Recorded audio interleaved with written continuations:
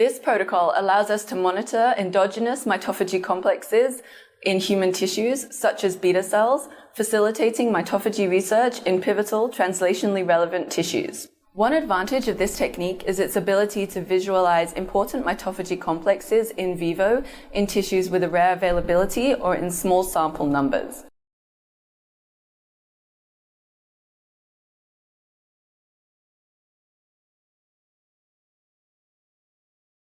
After isolation according to standard protocols, culture 4 to 6 times 10 to the third human islet equivalents in 10 milliliters of complete pancreatic islet medium for at least 1 day at 37 degrees Celsius. The next day, use a dissection light microscope at a 3 times magnification to count individual human islets within the culture.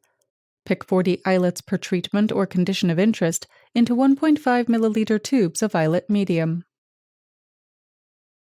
Sediment the islets by centrifugation and resuspend the pellet in 1 milliliter of PBS supplemented with 50 micromolar PR619.